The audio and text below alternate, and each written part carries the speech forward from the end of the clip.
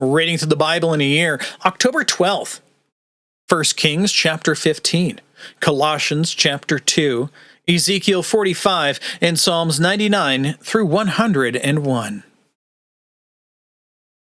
Now, in the 18th year, King Jeroboam, the son of Nebat, Abijam, or rather, now in the it's going to be one of these days. We're just going to deal with it and move on. Now, in the 18th year of King Jeroboam, the son of Nebat, remember him, he comes up a lot, Abijam became king over Judah. He reigned 3 years in Jerusalem, and his mother's name was Maacah, the daughter of Abishalom. And he walked in all the sins of his father which he had committed before him. And his heart was not wholly devoted to Yahweh his God, like the heart of his father, David. But for David's sake, Yahweh his God gave him a lamp in Jerusalem, to raise up his son after him and to establish Jerusalem, because David did what was right in the sight of Yahweh, and had not turned aside from anything that he commanded him all the days of his life, except in the case of Uriah the Hittite. We all know that story. Now there was war between Rehoboam and Jeroboam all the days of his life. Now the rest of the acts of Abijam, and all that he did, are they not written in the book of the Chronicles of the kings of Judah? And there was war between Abijam and Jeroboam. And Abijam slept with his fathers, and they buried him in the city of David. And Asa his son became king in his place. Now in the 20th year of Jeroboam the king of Israel, Asa began to reign in Judah. And he reigned 41 years in Jerusalem, and his mother's name was Maacah, the daughter of Abishalom. And Asa did what was right in the sight of Yahweh, like David his father. He also put away the male cult prostitutes from the land, and removed all the idols which his fathers had made. He also removed Maacah, his mother, from being queen mother, because she had made a horrid image for Asherah. And Asa cut down her horrid image and burned it at the brook Kidron. But the high places were not removed. This is a recurring theme. Nevertheless, the heart of Asa was wholly devoted to Yahweh all his days. And he brought into the house of Yahweh the holy things of his father and his own holy things, silver and gold utensils. Now there is war between Asa and Baasha, king of Israel, all their days. Who's this Baasha, king of Israel? He's the one who reigned after Jeroboam, the son of Nebat. Remember, Asa reigned 41 years, and he started at the 20th year of Jeroboam, son of Nebat's reign. So Jeroboam didn't reign for 60 years. He died in that time. The next one to raise after him, I don't think he was the next one. I think he was the one after the next one. But that was Baasha, the one we see here.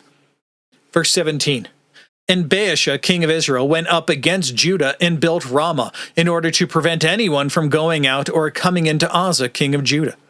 Then Asa took all these silver and gold, which were left in the treasuries of the house of Yahweh, and the treasuries of the king's house, and delivered them into the hand of his servants. And King Asa sent them to Ben-Hadad, the son of Tebermon, the son of Hezion, king of Aram, who lived in Damascus, saying, Let there be a covenant between you and me, as between my father and your father. Behold, I have sent you a gift of silver and gold. Go and break your covenant with Baasha, king of Israel, so that he will withdraw from me. So Ben-Hadad listened to King Asa, and set the commanders of his military force against the cities of Israel, and struck down Ijon, Dan, Abel Beth-Maacah, and all Chinneroth, besides all the land of Naphtali. Now it happened, when Baasha heard of it, that he ceased building up Ramah and remained in Tirzah. Then King Asa caused an announcement to be heard throughout all Judah. None was exempt. And they carried away all the stones of Ramah and its timber with which Baasha had been building. And King Asa built with them Geba of Benjamin and Mizpah. Now the rest of the acts of Asa, and all his might, and all that he did in all the cities which he had built, are they not written in the book of the Chronicles of the kings of Judah? But in the time of his old age he was diseased in his feet. And Asa slept with his fathers, and was buried with his fathers in the city of David his father. And Jehoshaphat his son reigned in his place. Now Nadab the son of Jeroboam became king over Israel in the 2nd year of Asa king of Judah. And he reigned over Israel 2 years. And I remember we were talking about the Judah's kings, and we're back over talking about Israel's kings. And this man, Nadab, the son of Jeroboam, reigned over Israel for only 2 years. And he did what was evil in the sight of Yahweh, and walked in the way of his father, in his sin, which he made Israel sin. This is his idolatry. Then Baasha, the son of Ahijah, of the house of Issachar, conspired against him, and Baasha struck him down at Gibbethon, which belonged to the Philistines, while Nadab and all Israel were laying siege to Gibbethon. So Baasha put him to death in the 3rd year of Asa, king of Judah, and became king in his place. Now it happened that as soon as he was king, he struck down all the household of Jeroboam. He did not leave to Jeroboam anyone who drew breath until he had destroyed them, according to the word of Yahweh, which he spoke by the hand of his servant Ahijah the Shilonite. And because of the sins of Jeroboam, which he sinned, in which he made all Israel to sin, because of his provocation, and with which he provoked Yahweh, the God of Israel, to anger. Now the rest of the acts of Nadab, and all that he did, are they not written in the book of the Chronicles of the kings of Israel? Now there was war between Asa and Baasha, king of Israel, all their days. In the 3rd year of Asa, king of Judah, Baasha, the son of Ahijah, became king over all Israel at Tirzah, and he reigned 24 years. And he did what was evil in the sight of Yahweh, and walked in the way of Jeroboam, and in his sin, which he made all Israel to sin, or in which he made all Israel to sin. Move on now to Colossians chapter 2.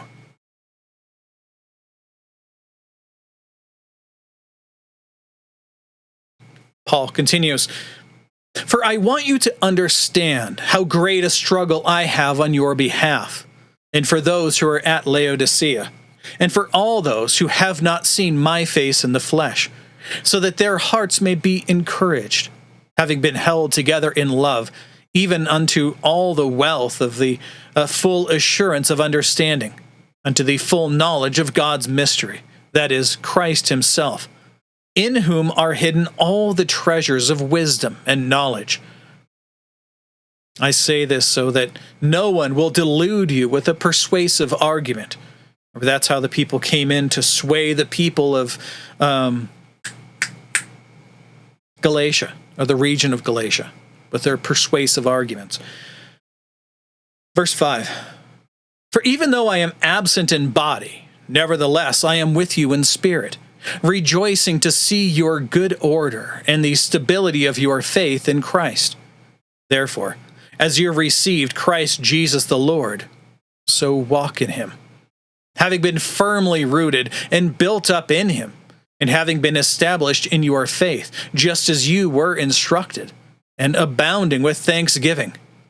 See to it that no one takes you captive through philosophy and empty deception, according to the tradition of men." That's basically the worldview of the world itself.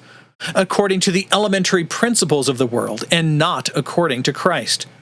For in him all the fullness of deity dwells bodily.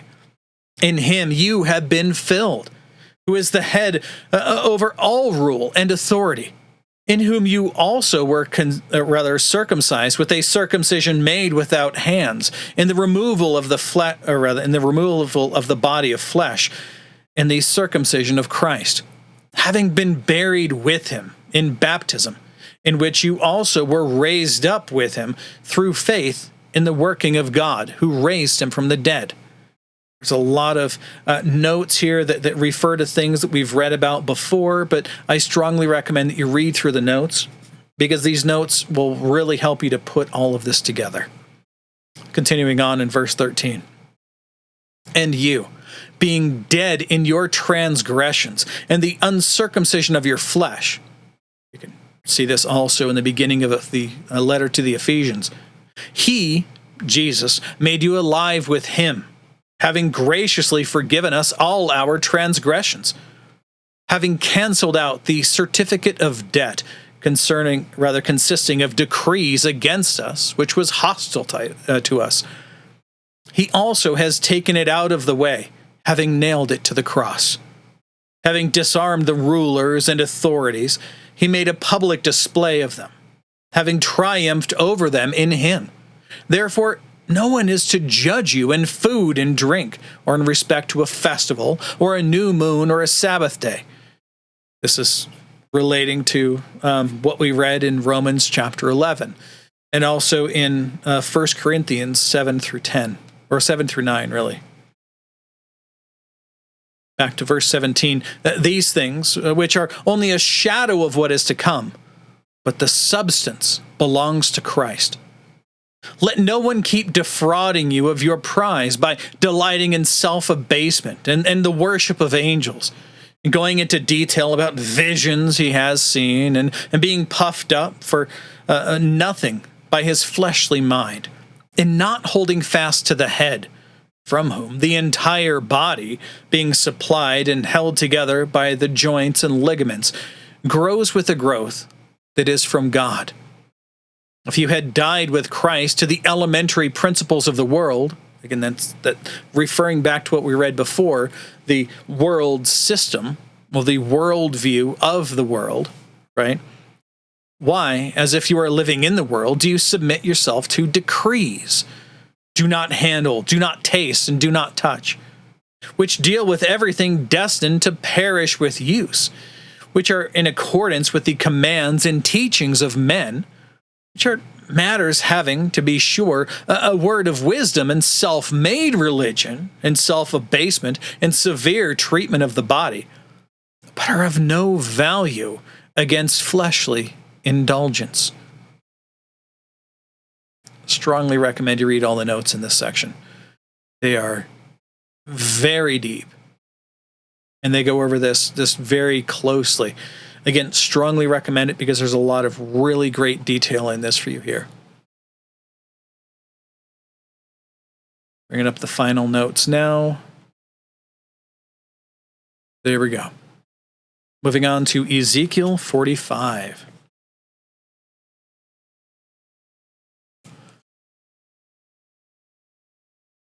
And when you divide by lot the land for inheritance, remember, this is God and an angel walking around with Ezekiel, showing him all of the things that are talking about this new temple, which is north of Jerusalem. Talking about the land itself now. And when you divide by lot the land for inheritance, you shall offer a contribution to Yahweh, a holy portion of the land. The length shall be of 25,000 cubits, and the width shall be 20,000. It shall be holy, within all its boundary round about. This is about 8 miles on each side. Out of this, there shall be for the holy place a square round about 500 by about 500 cubits, and 50 cubits for its open space round about. And from this area you shall measure a length of 25,000 cubits and a width of 10,000 cubits. And in it shall be the sanctuary, the holy of holies. It shall be the portion of the land. It shall be for the priests, the ministers of the sanctuary, who come near to minister to Yahweh. And it shall be a place for their houses, and a holy place for the sanctuary. And an area 25,000 cubits in length and 10,000 in width shall be for the Levites, the ministers of the house, and for their possession as cities to dwell in. And you shall give the city possession of an area, and you shall give the city possession of an area 5,000 cubits wide and 25,000 cubits long, along the contribution of the holy portion. It shall be for the whole house of Israel. Now, the prince shall have land on either side of the holy contribution, and the city's possession of land, adjacent to the holy contribution and the city's possession of land, on the west side toward the west, and on the east side toward the east, and in length comparable to one of the portions from the west border to the east border. This shall be his land for a possession in Israel. So my princes shall no longer mistreat my people, but they shall give the rest of the land to the house of Israel according to their tribes. Thus says Lord Yahweh. Enough, you princes of Israel. Put away your violence and devastation, and do justice and righteousness. Stop your eviction of my people, declares Lord Yahweh. You shall have just balances, a just ephah and a just bath. The ephah and the bath shall be the same quantity, so that the bath will contain 1/10 of a homer, and the ephah 1/10 of a homer. Their standard shall be according to the homer. And the shekel shall be 20 gerahs, 20 shekels, 25 shekels, and 15 shekels shall be your manna, or manna. This is the contribution of what you shall offer: 1/6 of an ephah from a homer of wheat, and 1/6 of an ephah from a homer of barley. And the statute for the oil, namely the bath of oil, 1/10 of a bath from each core, which is 10 baths or homer, for 10 baths are a homer. And 1 sheep from each flock of 200 from the watering places of Israel, for a grain offering, for a burnt offering, and for peace offerings, to make atonement for them, declares Lord Yahweh. All the people of the land shall give to this contribution for the prince in Israel. And it shall be the prince's part to provide the burnt offerings, the grain offerings, and the drink offerings at the feasts, on the new moons, and on the Sabbaths, at all the appointed times of the house of Israel. He shall provide the sin offering, the grain offering, the burnt offering, and the peace offerings, to make atonement for the house of Israel. Thus says Lord Yahweh. In the first month, on the first of the month, you shall take a bull from the herd without blemish and purify the sanctuary. The priest shall take some of the blood from the sin offering and put it on the doorposts of the house, on the 4 corners of the ledge of the altar, and on the posts of the gate of the inner court. And thus you shall do on the 7th day of the month for everyone who errs or is simple-minded. So you shall make atonement for the house. In the first month, on the 14th day of the month, you shall have the Passover, a feast of 7 days. Unleavened bread shall be eaten. And on that day the prince shall provide for himself and all the people of the land a bull for a sin offering. And during these 7 days of the feast he shall provide as a burnt offering to Yahweh 7 bulls and 7 rams without blemish on every day of the 7 days, and a male goat daily for a sin offering. And he shall provide as a grain offering an ephah with a bull, an ephah with the ram, and a hin of oil with an ephah. In the 7th month, on the 15th day of the month, at the feast, he shall provide like this: 7 days for the sin offering, the burnt offering, the grain offering, and the oil. Concluding today in Psalms 99 through 101.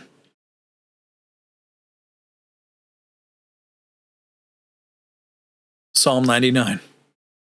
Yahweh reigns. Let the peoples tremble. He sits enthroned above the cherubim. Let the earth quake. Yahweh is great in Zion, and he is exalted above all the peoples. Let them praise your holy and awesome name. Holy is he. The strength of the king loves justice. You have established equity. You have done justice and righteousness in Jacob. Exalt Yahweh, our God, and worship at the footstool of his feet. Holy is he. Moses and Aaron were among his priests, and Samuel was among those who called on his name. And they would call upon Yahweh, and he would answer them. He would speak to them in the pillar of cloud. They kept his testimonies and the statute that he gave them. O Yahweh, our God, you answered them. You are a forgiving God to them, yet an avenger of their evil deeds. Exalt Yahweh, our God, and worship at his holy mountain. For holy is Yahweh, our God. Now Psalm 100. Make a loud shout to Yahweh, all the earth. Serve Yahweh with gladness. Come before him with joyful songs. Know that Yahweh, he is God. It is he who has made us, and not we ourselves. We are his people, and the sheep of his pasture. Enter his gates with thanksgiving, and his courts with praise. Give thanks to him. Bless his name. For Yahweh is good. His loving kindness endures forever, and his faithfulness generation unto generation. Now Psalm 101. I will sing of loving kindness and justice. To you, O Yahweh, I will sing praises.